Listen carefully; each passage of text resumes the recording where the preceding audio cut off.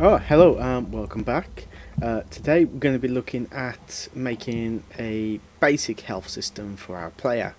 I'm going to probably do this in multiple parts, and like this first part, we'll just get like a basic system up and running, and then in a later part, we might look at making it more advanced with an actual death sequence and health pickups and so on. Okay, to start with, we need to create something called a widget. Now, you want to make your own like widgets folder. I've already got one here, but for purposes, I'm going to delete that, and we'll start again. So we'll create a new folder, widgets. Okay.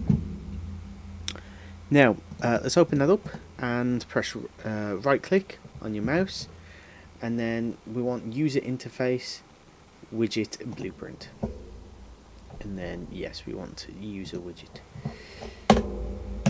We're going to call this WB underscore health bar, just like that.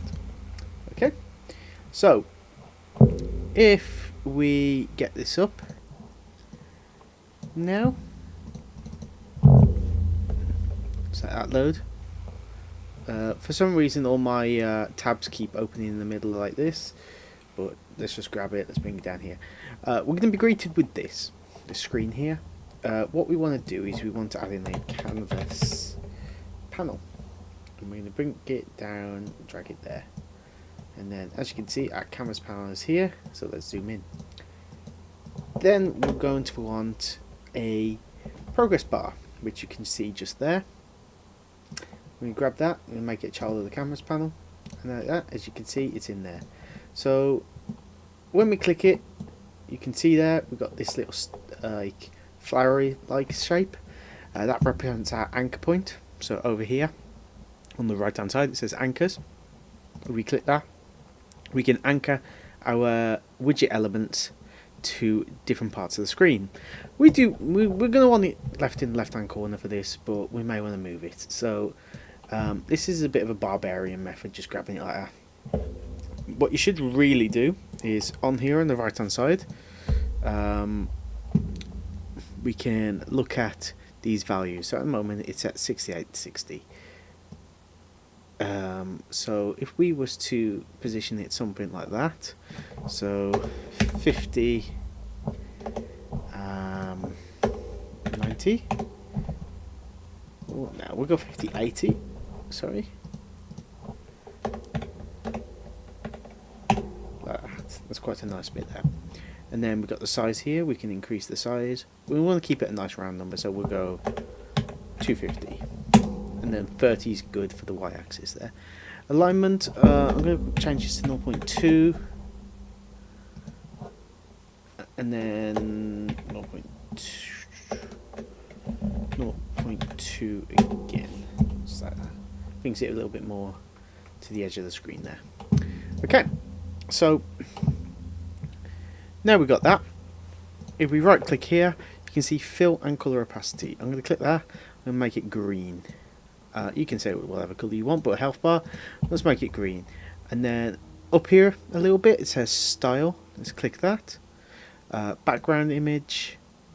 It's going to tint there. So you could actually add an image to this if you've got some assets you've made in Photoshop or something else, some other photo editing software. I'm going to make this a nice dark red like that. Just a nice dark red. So we close that. Just underneath that style now, you can see this bit percentage. If we grab that and bring that up, 100% full green, you start knocking it down and it goes like a red colour. Okay, so let's give that a compile. We're going to keep this tab open, but we're going to move over. We're going to go back to our content, find our first person character, blueprints, and first person character there. Okay, so on here, if you haven't already got one, which I don't, we're going to come over here, we're going to click we're going to right click and press event, begin, play. Just like that. Okay, and then what we're going to do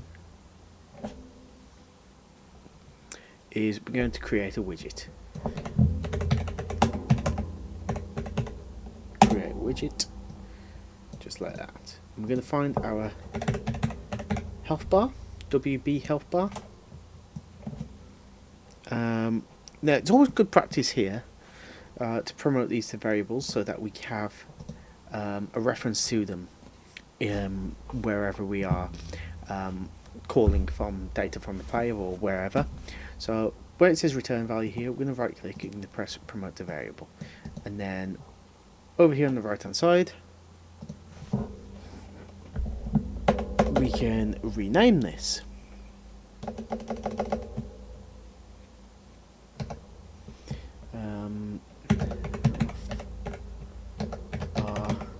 Ref. Health bar ref. Okay, there's that.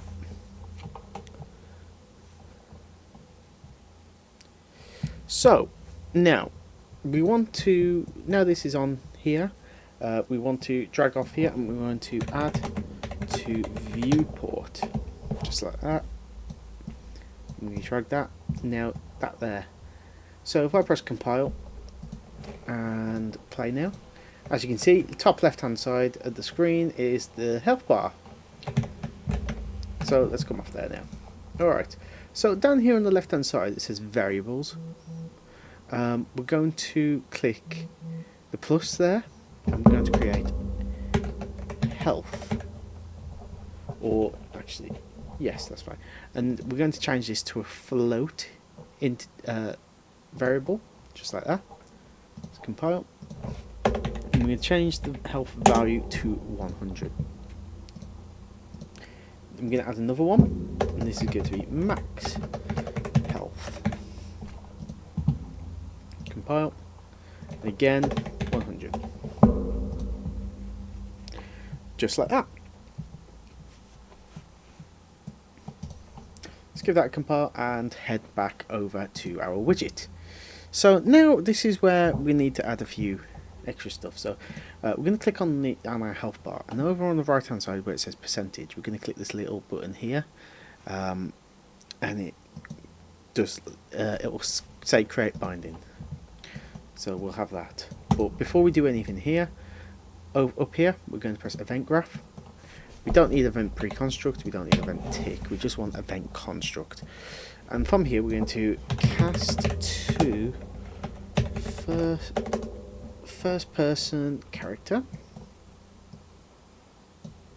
and the object graph we're going to pull off, we're going to get player character, like that, and then we're going to promote this to a variable, and this variable we're going to rename to character ref, just like that. So now this variable would be our character reference that we can call in different areas. Alright, so see that? Let's go back to our binding here, and from here we're going to drag off and we're going to get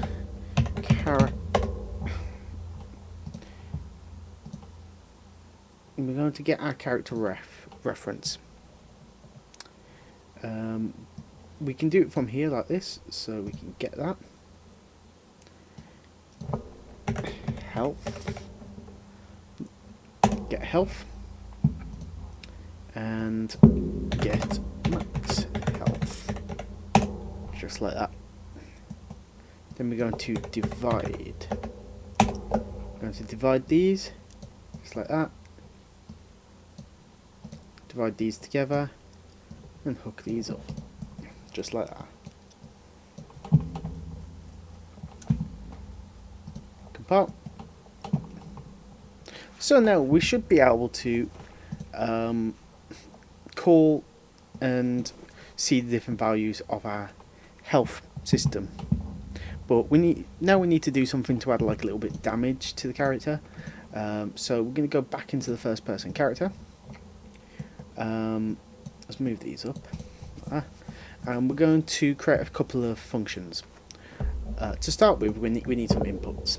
Now, we don't need this to be like hard-coded inputs that we would do if we was like actually making the game, because the player will not have access to these in the long run.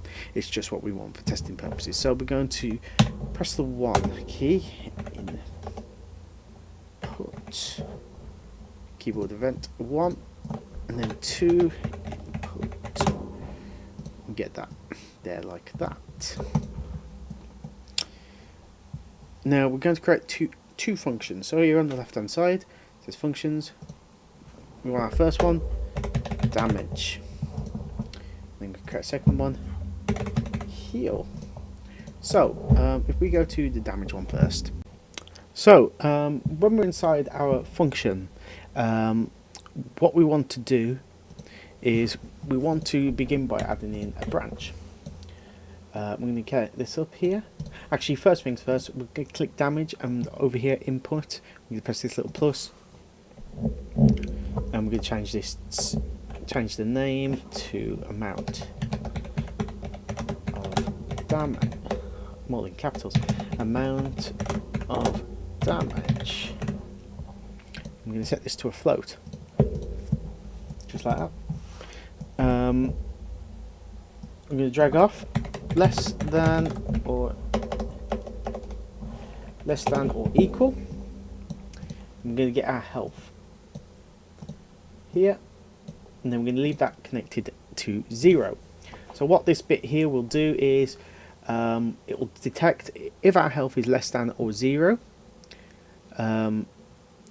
Basically, we can call this bit here where it says true, add a print string, and then in here I died. Okay, then what we can do, I'm going to drag off this amount of damage, and we're going to subtract like that.